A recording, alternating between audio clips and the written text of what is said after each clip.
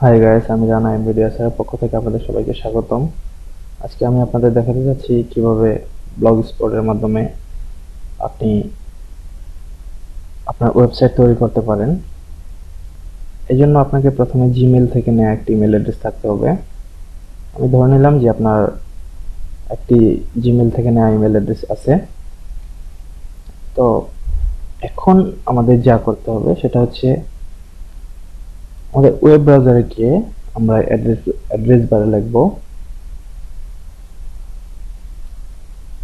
www.blogspot.com। এটা লিখে এন্টার করতে হবে।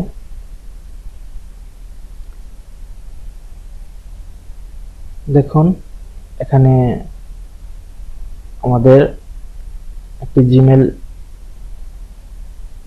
জিমেইল থেকে নেওয়া একটি ইমেল অ্যাড্রেসের মাধ্যমে আমাদের এখানে ব্লগস্পট ওয়েবসাইটটিতে লগইন করতে হবে। আমি আমার একটি ইমেল অ্যাড্রেসের মাধ্যমে আমি লগইন করছি। আপনারা আপনাদের যার ব্যক্তিগত ইমেল অ্যাড্রেসের মাধ্যমে আপনারা লগইন করবেন।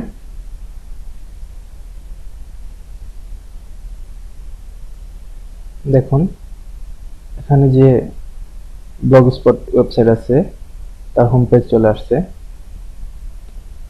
এখান থেকে আমরা আমাদের ওয়েবসাইট তৈরি করব। তো ওয়েবসাইট তৈরি করার জন্য আমাদের যা করতে হবে সেটা হচ্ছে নিউ ব্লগ। এখানে লেখা আছে নিউ ব্লগ, এই নিউ ব্লকে ক্লিক করতে হবে। ওকে, টাইটেল, এখানে আপনার ব্লগের টাইটেল দিতে হবে। যেমন আমি আমার ব্লগের টাইটেল দিলাম MVDOSR24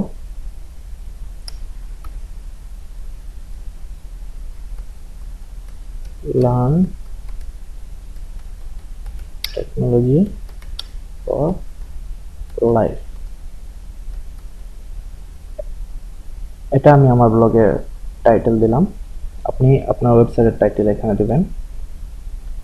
এখানে চাচ্ছে অ্যাড্রেস, এখানে আপনার ওয়েবসাইটের অ্যাড্রেস দিবেন। যেমন এখানে এক্সাম্পল দেওয়া আছে mynewblogAddress.blogspot.com। যেমন আমি আমার ওয়েবসাইটের অ্যাড্রেস দিলাম MVDOSR24। দেখুন আমি আমার ওয়েবসাইটের অ্যাড্রেস দিলাম MVDOSR24.blogspot.com। এখানে একটি টিক চিহ্ন দেখাচ্ছে, তার মানে আমার এই যে অ্যাড্রেসটা দিচ্ছি এটা অ্যাভেলেবল আছে। এই নামে অন্য কেউ অ্যাড্রেস তৈরি করে নাই। এখানে লেখা আছে this blog address is available. যদি আমি এমন একটা নাম দিতাম যে নামটা অন্য কেউ প্রথমে ব্যবহার করছে, তাহলে আমি ওই নামে ওয়েবসাইট তৈরি করতে পারতাম না, এখানে টিক চিহ্ন দেখাতো না। যখন এখানে টিক চিহ্ন দেখাইছে তার মানে আমি এই নামে একটা ওয়েবসাইট তৈরি করতে পারবো। আচ্ছা যাই হোক, এখানে আছে টেমপ্লেট। টেমপ্লেট হচ্ছে যে আপনার ওয়েবসাইটের থিম, আপনার ওয়েবসাইটটি কিরকম আকারে দেখাবে। এখান থেকে আপনি ডিফল্ট হিসেবে কিছু টেমপ্লেট দেওয়া আছে গুগলের ব্লগস্পটটা হচ্ছে গুগলের একটি সেবা, গুগলের একটি ফ্রি সেবা।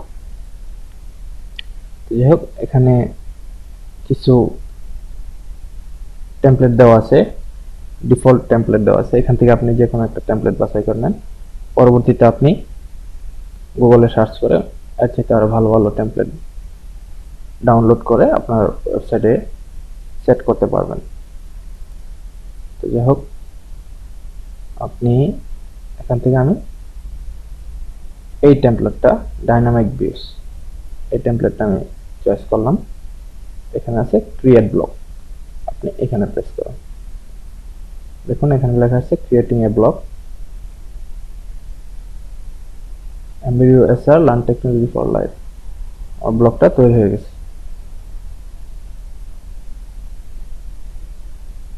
দেখুন my blog MVDOSR learn technology for life, আমার ওয়েবসাইটটা তৈরি হয়ে গেছে। এইখানে আমার ওয়েবসাইটের যে ড্যাশবোর্ড ডিটেলস আছে সেটা এখানে দেখাচ্ছে।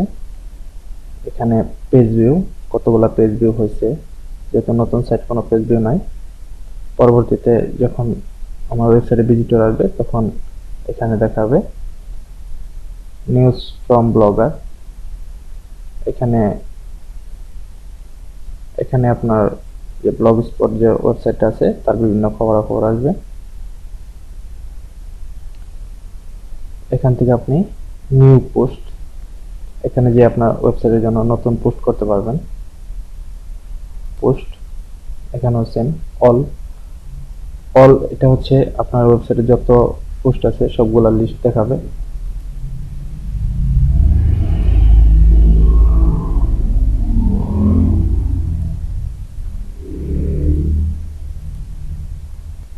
পেজ, এটা হচ্ছে আপনার ওয়েবসাইটে পেজ তৈরি করার জন্য।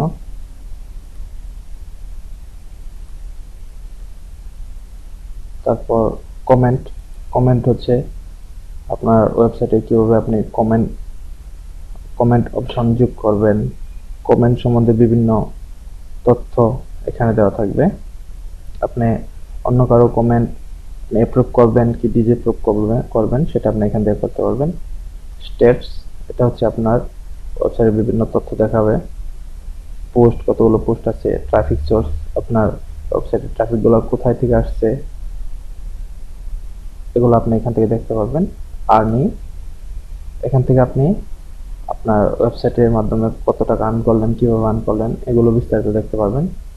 ক্যাম্পেইন, ক্যাম্পেইন হচ্ছে আপনার ওয়েবসাইটের জন্য আপনি যদি গুগলে অ্যাড দেন, টাকা দিয়ে অ্যাড দেন, তাহলে আপনি এখানে সেটা দেখতে পারবেন, সেটার বিস্তারিত। আপনার আপনার অ্যাডের সিপিসি কত, কোন কিওয়ার্ডের মাধ্যমে আপনার ওয়েবসাইটে ক্লিক আসছে, তারপর আপনি কত টাকা স্পেন্ড করছেন অ্যাডের জন্য, আপনার একটা কয়টা অ্যাড চলতেছে, কয়টা অ্যাড বন্ধ হয়ে গেছে, এগুলো আপনি এখান থেকে বিস্তারিত দেখতে পারবেন। লেআউট, লেআউট হচ্ছে এখানে আমাদের যে টেমপ্লেটটা আমরা দেই সেই টেমপ্লেটের এখানে সেই টেমপ্লেটের মতো কিছু লেআউট দেখাবে। এখান থেকে আপনি বিভিন্নভাবে আপনার ওয়েবসাইটকে কাস্টমাইজ করতে পারেন। যেমন এখানে হচ্ছে ফেভিকল, আপনি এখান থেকে আপনার ওয়েবসাইটে ফেভিকল চেঞ্জ করতে পারবেন। ফেভিকল হচ্ছে আপনি যখন কোনো ওয়েবসাইটে ঢোকেন, এই যে এখানে যে ইউআরএলটা আছে ওয়েবসাইটে তার ঠিক বাম সাইডে আপনার একটা ছোট্ট আকার একটা ছবি দেখায়, একটা আইকনের মতো দেখায়, সেটা হচ্ছে ফেভিকল। তো আমার এই ওয়েবসাইটটাতে এখন ফেভিকল হচ্ছে এটা। তো এটা আমি ইচ্ছা করলে এডিট করে দিতে পারবো। আপনি এখানে যে এটা এডিট করে দেবেন। মেন হচ্ছে আপনার যে ব্লগ পোস্ট গ্যাজেট, আপনি যে পোস্টগুলো করবেন সেটা কোন আকারে থাকবে এখানে দেখাবে। রাইট সাইড বার, এখানে আপনি কি ইউজেট আপনি অ্যাড করবেন সেটা এখান থেকে করতে পারবেন। অ্যাড এ গ্যাজেট, এখানে ক্লিক করলে আপনার এখানে দেখুন নতুন একটা উইন্ডো ওপেন হয়েছে। এখানে কি গ্যাজেট আপনি এখানে যোগ করবেন, এই যে প্লাস সাইনে ক্লিক করলে ওখানে যোগ হয়ে যাবে। যেমন ব্লগ আর্কাইভ, এটা আমি যোগ করব, এখানে ক্লিক করলাম। এখানে যদি আপনি কিছু পরিবর্তন করতে চান তাহলে পরিবর্তন করবেন, না করলে সেভ। দেখুন এখানে ব্লগ আর্কাইভ নামে একটা গ্যাজেট চলে আসছে। আপনি ঠিক এভাবে আপনার ওয়েবসাইটকে সাজাতে পারবেন। তারপর এখানে আছে use the template design, template design থেকেও আপনার যে টেমপ্লেটটা আপনি ব্যবহার করছেন সেটাও আপনি কিছু এডিট করতে পারবেন এখান থেকে।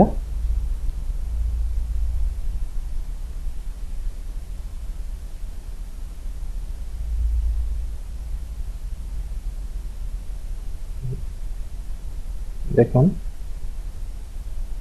এখানে কিছু টেমপ্লেট দেওয়া আছে, আপনি এখান থেকে চেঞ্জ করতে পারবেন। এখানে পুরো টেমপ্লেটটাই চেঞ্জ করতে পারবেন। আমাদের তো দেওয়া আছে, আমারটা দেওয়া আছে ডাইনামিক ভিউজ, তো আমি এটাই ব্যবহার করলাম, চেঞ্জ আমি করলাম না। আপনি চেঞ্জ করে নেবেন যদি আপনারটা চেঞ্জ করার প্রয়োজন মনে করেন। দেখেন আমার ওয়েবসাইটটা কিরকম দেখাবে, এখানে নিচে দেখাচ্ছে আমার কোনো পোস্ট নাই, এই জন্য নো পোস্ট ফাউন্ড, এই জন্য পুরোপুরি দেখতে পাচ্ছেন না যে কিরকম দেখাচ্ছে। আর যখন আপনার ওয়েবসাইটে যখন কোনো পোস্ট করবেন তখন এখানে দেখতে পারবেন যে আসলে আপনার ওয়েবসাইটটা কিরকম লাগছে। ব্যাকগ্রাউন্ড, এখান থেকে আপনার ওয়েবসাইটের ব্যাকগ্রাউন্ড চেঞ্জ করতে পারবেন, যেমন আমি দিলাম এই কালারটা।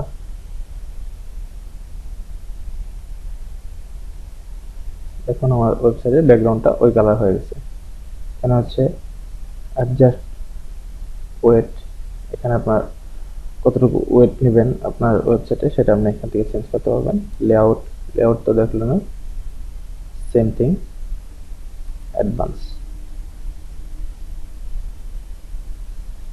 যে এখান থেকে ফন্টগুলো বোল্ড থাকবে না ইটালিক থাকবে, তারপর টেক্সট কালার, আপনার যে ওয়েবসাইটে যে লেখা পোস্টগুলো থাকবে এই পোস্টের কালার কি থাকবে, ব্যাকগ্রাউন্ড কালার সেম, আমি একটু আগে ব্যাকগ্রাউন্ড চেঞ্জ করলাম এখান থেকে, সেম ওই জিনিসটাই এখানে দেওয়া আছে। তারপর আপনি যখন কাস্টমাইজ করা শেষ হবে আপনি অ্যাপ্লাই টু ব্লক এটা প্রেস করলে আপনি আপনার যে কাস্টমাইজগুলো আছে, আপনি যে এডিট করেছেন সেগুলো অ্যাপ্লাই হয়ে যাবে।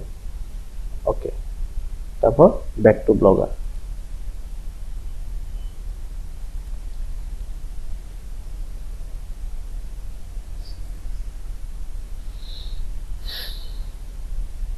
ওকে, তারপর আছে সেটিং প্রেস করে আপনি বিভিন্ন ধরনের সেটিং এখানে করে দিতে পারবেন। যেমন বেসিক, এখানে আপনার যে ওয়েবসাইটের বেসিক সেটিংগুলো আছে এগুলো আপনি এখান থেকে করতে পারবেন। যেমন টাইটেল, এখানে টাইটেল এডিট করতে পারবেন, ডেসক্রিপশন এডিট করতে পারবেন, প্রাইভেসি এডিট করতে পারবেন, প্রাইভেসি। ব্লক অ্যাড্রেস, আপনার ব্লক অ্যাড্রেসটাও আপনি এডিট করতে পারবেন। আবার এখানে একটা ওয়ার্নিং দেওয়া আছে, setting A custom domain will disable HTTPS।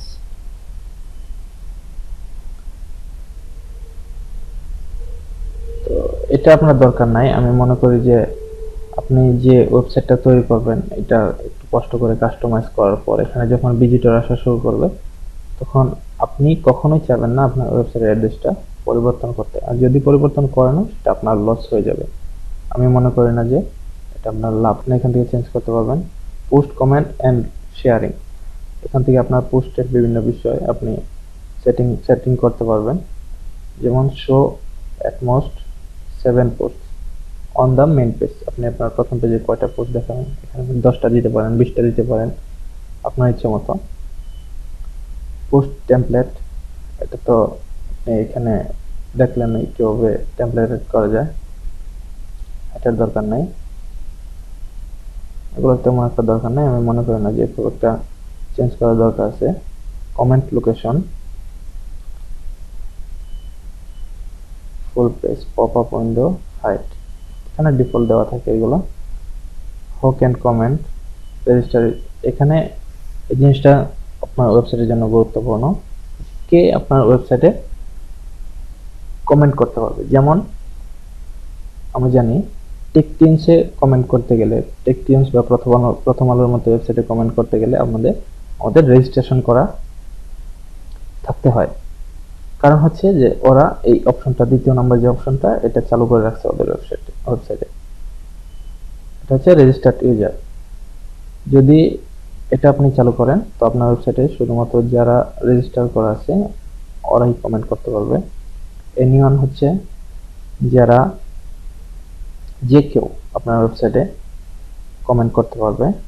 User with Google account, এটা হচ্ছে যে কেউ যদি কোনো তার ব্রাউজারে আপনার তার জিমেল অ্যাকাউন্ট দিয়ে যদি সে লগ ইন করা থাকে তাহলে সে আপনার ওয়েবসাইটে কমেন্ট করতে পারবে।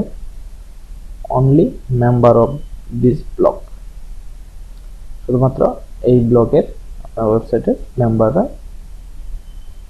এখানে কমেন্ট করতে পারবে, অন্য কেউ পারবে না।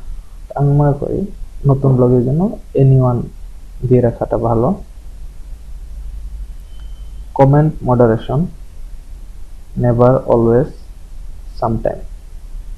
এটা হচ্ছে কমেন্ট মডারেশন, মানে হচ্ছে আপনি যদি অলওয়েজ দিয়ে রাখেন, যে কোনো কমেন্টই হোক, এটা যদি আপনি অ্যাপ্রুভ না করেন তাহলে এটা শো করবে না। সামটাইম, এখানে হচ্ছে কিছু কিছু সময় যদি কেউ আপনার ওয়েবসাইটে কোনো লিঙ্ক দিয়ে কমেন্ট করে,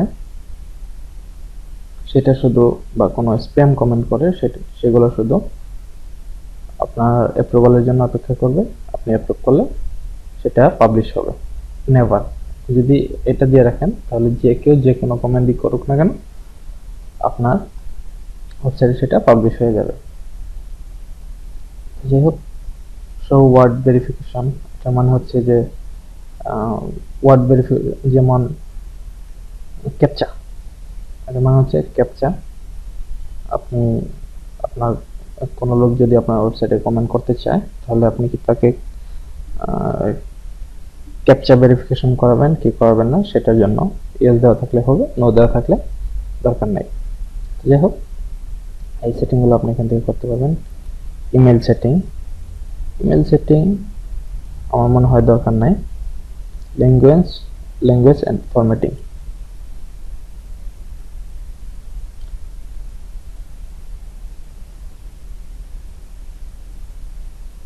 এগুলোর দরকার নাই। সার্চ পারফরম্যান্স, এই সেটিংগুলো আপনার আমার মনে হয় যে খুব একটা প্রয়োজন পড়বে না, আর যদিও প্রয়োজন পড়ে সেটা আপনি নিজেই বুঝতে পারবেন। আপনার এরকম সেটিংগুলো চেঞ্জ হওয়ার পর, সেটিং করার পর আপনি সেভ সেটিং এখানে ক্লিক করলে আপনার ওয়েবসাইটের জন্য সেটিংগুলো অ্যাক্টিভ হয়ে যাবে। নিউ পোস্ট, এটা তো জানেনই, এটা হচ্ছে নতুন পোস্ট করার জন্য।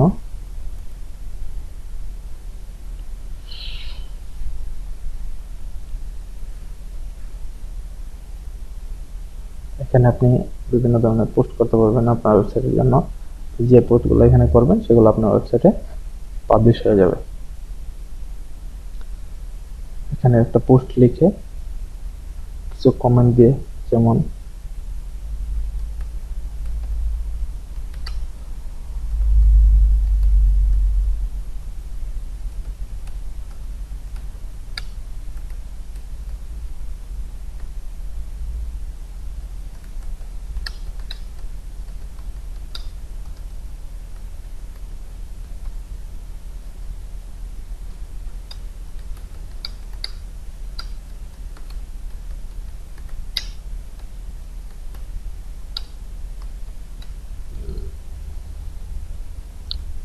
এরকম আপনি এভাবে একটি পোস্ট লিখে যদি পাবলিশ প্রেস করেন, তাহলে আপনার ওয়েবসাইটে সেটা পাবলিশ হয়ে যাবে। পাবলিশ হওয়ার পর আপনি যখন দেখতে চাবেন যে আপনার ব্লগে এটা কিরকম দেখাচ্ছে, বা আপনার ওয়েবসাইটটি দেখতে চাবে, এখানে দেখুন ব্লগারের পাশে লেখা আছে ভিউ ব্লগ। যদি এটা প্রেস করেন তাহলে ওয়েবসাইটটা ওপেন হয়ে যাবে। এই দেখুন অ্যাড্রেস বারে আমার ওয়েবসাইটের অ্যাড্রেস দেখাচ্ছে mbdusr24blogspot.sg। আমি সিঙ্গাপুর থেকে ব্যবহার করছি, এই জন্য এসজি দেখাচ্ছে। আপনি যে দেশ থেকে ব্যবহার করেন ওটা ওইরকম দেখা যাবে। চলে আসছে ঠিক এরকম।